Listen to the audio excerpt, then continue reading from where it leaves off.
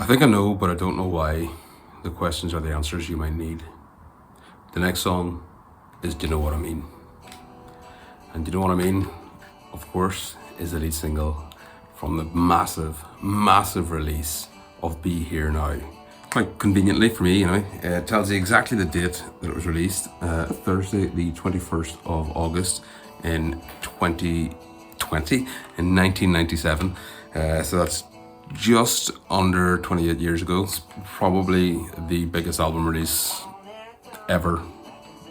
It was released on a Thursday back in the days when the charts were counted on a Sunday, and it still made number one by utter miles. Nobody released on Thursdays, everyone released on Mondays, but they did this crazy thing of releasing on Thursday. Do You Know What I Mean was the first single. And if you're going to re-announce yourselves as the biggest band in the world, having taken a gargantuan 18 months off. 18 months? How did people survive? 18 months off, they went off and they recorded this. I'm not going to describe it as a masterpiece. They went off and recorded this as they were basically the biggest band on the planet. Without question, they were the biggest band on the planet. They took 18 months off, and the first song they came back with, having let everything build up, having built up their legend, having built up their mythos, they came in with Do You Know What I Mean?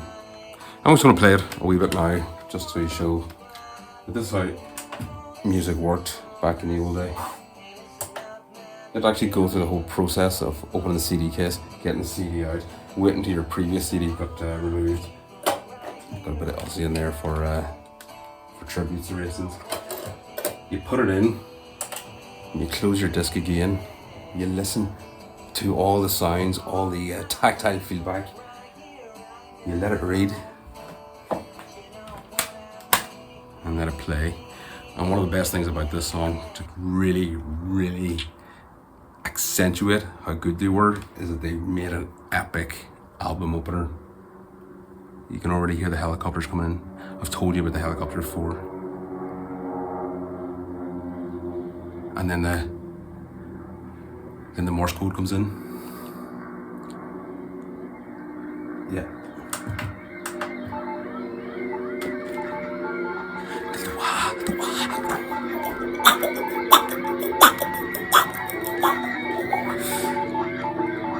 And then the drum drops.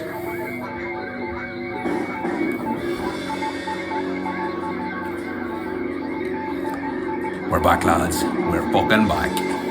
Yeah. So 7 minutes and 40 seconds of just a victory lap, an audio victory lap of just being the biggest band in the world and throwing everything you have at an audio experience. It doesn't outstay its welcome, even though it is 7 minutes and 40 seconds to open up the album. And we're not actually at the album yet, because of course it was a lead single. We'll come back to that in a second. But they were really indulging themselves in the fact that they were the biggest band on the planet. And they've got a lot of criticism for that in the intervening years, but I don't think that's justified. If you are the biggest band in 40, 50 years, and now you've got a big lead single to come out, why aren't you fucking throwing everything at the kitchen sink, and then taking the kitchen sink and flinging it out wherever kitchen sinks go? Why aren't you getting a war-torn city in Sarajevo and making music videos, epic fucking music videos that could be, directed by Michael Bay? Why aren't you doing these things? Why are you sitting there trying to, downplay your accomplishment, having less than 3 years ago, being a roadie for the Inspiral Carpets, and now you're one of the greatest fucking, accomplishments in rock music history? Why aren't you doing the victory lap? This is the victory lap. Do you know what I mean? It's as a lead single, it's probably the last great lead single that Oasis will have going forward. It's sort of set a formula, which they sort of leaned on a wee bit, where they didn't have to put a lot of effort into the craft of songwriting. But in this instance, it works. The lyrics are nonsensical. The chorus doesn't really mean anything. Literally, all my people right here, right now. Do you know what I mean? It's not saying anything. It's not profound. It's not anything. It's just a big get us all together tune, and let's just rock out. Let's just show what you can do with a guitar, drum, and bass, and some accompaniments. Why aren't you doing that? As I said, the lyrics, nothing to write home about. So there is some nice wee rhyming couplets. There is references to the Beatles, like "The Fool on the Hill" and "I Feel Fine." There is a sense of Noel sort of taking on board how big he is when he starts. I met my maker and I made him cry.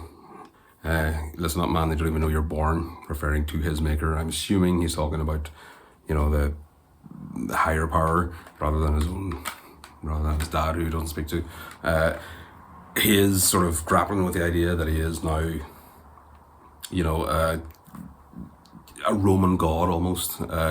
He has just got that aura around him, and he's sort of bouncing these ideas around his head, but he's not really exploring them too much. There's not really much there as far as distinction or